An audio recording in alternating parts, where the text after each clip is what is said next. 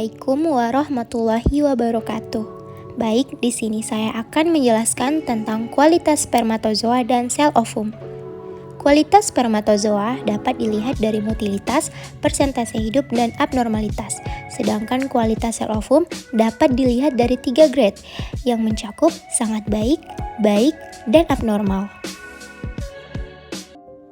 Kualitas sel spermatozoa. Spermatozoid atau sel sperma atau spermatozoa berasal dari bahasa Yunani kuno yang berarti benih dan makhluk hidup, adalah sel dari sistem reproduksi jantan. Sel sperma akan membentuk zigot. Nah, yang pertama, kualitas spermatozoa dilihat dari motilitas. Motilitas merupakan salah satu indikator penting dalam menentukan kualitas semen dan keberhasilan fertilitas. Viabilitas adalah daya hidup spermatozoa. Pemeriksaan viabilitas spermatozoa dapat dijadikan indikator integritas struktur membran spermatozoa. Viabilitas memiliki kolerasi dengan motilitas yang ditentukan oleh kekuatan membran plasma spermatozoa. Ketersediaan sumber energi spermatozoa dari plasma semen berupa fruktosa, sorbitol, plasmogen, dan gliseril fosforil kolain juga dapat mempengaruhi motilitas spermatozoa. Motilitas spermatozoa dipengaruhi oleh perbedaan bangsa ternak dan waktu pemeriksaan. Faktor lain yang dapat mempengaruhi motilitas adalah pakan. Nah, selanjutnya, kualitas spermatozoa dilihat dari persentase hidup. Persentase hidup merupakan persentase jumlah spermatozoa yang hidup yang akan digunakan sebagai acuan apakah semen yang dihasilkan layak untuk digunakan atau tidak. Spermatozoa yang gagal ditandai dengan bentuk sperma tanpa kepala, kepala tanpa ekor, ekor melingkar, kepala ganda. Persentase hidup spermatozoa dapat dilihat dengan jumlah sperma per sperma yang diamati kali 100%. Nah, yang terakhir, kualitas spermatozoa dilihat dari abnormalitas. Abnormalitas merupakan salah satu indikator dalam menentukan kualitas spermatozoa, karena struktur sel yang abnormal dapat menyebabkan gangguan dan hambatan pada saat fertilisasi. Lebih jauh, menyebabkan rendahnya angka implantasi maupun kebuntingan. Selain pengelompokan abnormalitas primer dan sekunder, saat ini pengelompokan abnormalitas dilihat berdasarkan akibat yang ditimbulkannya, yaitu abnormalitas mayor dan abnormalitas minor. Nah, berikut ini adalah bentuk-bentuk abnormalitas spermatozoa diklasifikasikan menjadi 2, yaitu abnormalitas primer dan sekunder. Abnormalitas primer dapat dikarenakan faktor keturunan dari pengaruh lingkungan yang buruk. Bentuk dari abnormalitas primer meliputi kepala besar atau makrocephalus atau kepala kecil mikrocephalus, kepala pendek, lebar, dan ekor ganda. Abnormalitas primer terjadi karena adanya kegagalan proses spermatogenesis di tubuh seminiferus.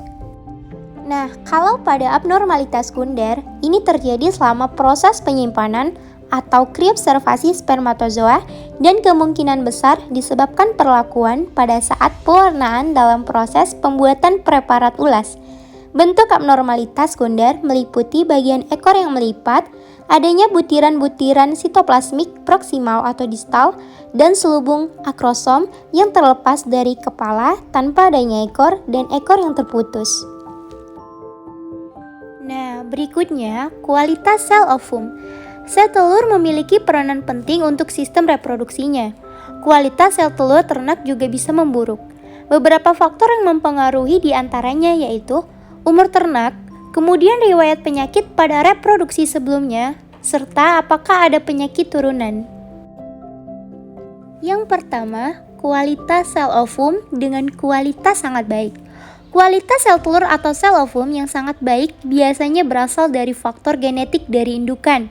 Kemudian, indukan tidak memiliki riwayat penyakit yang bisa menyebabkan kegagalan dalam proses pembuahan spermatozoa. Nah, berikutnya, kualitas sel ovum dengan kualitas baik.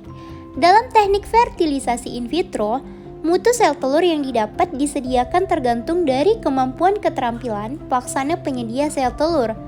baik dalam memilih indung telur maupun menilai folikel yang diperkirakan berisi sel telur yang layak untuk dibuahi. Ukuran indung telur yang besar memiliki lapisan yang lebih luas sehingga jumlah folikel yang terlihat lebih banyak dibandingkan indung telur yang lebih kecil. Perbedaan ukuran indung telur salah satunya disebabkan adanya korpus luteum yang berkorelasi dengan keberadaan folikel yang membungkus sel telur. Indung telur yang memiliki lebih dari satu korpus luteum akan menghasilkan sel telur dengan mutu yang lebih baik. Nah, yang terakhir, kualitas sel ovum dengan kualitas abnormal. Kejadian steril dan substeril berhubungan erat dengan pembentukan sex cells yang sangat kompleks dan rumit sejak perkembangan primordial gamete menjadi oogonium yang berakhir menjadi ovum yang diovulasikan.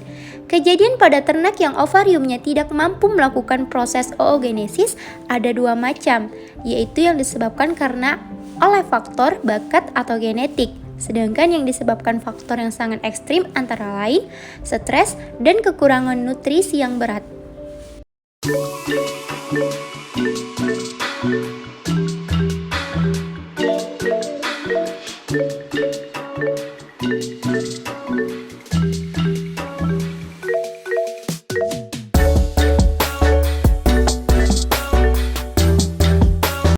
Baiklah, sekian dan terima kasih. Assalamualaikum warahmatullahi wabarakatuh.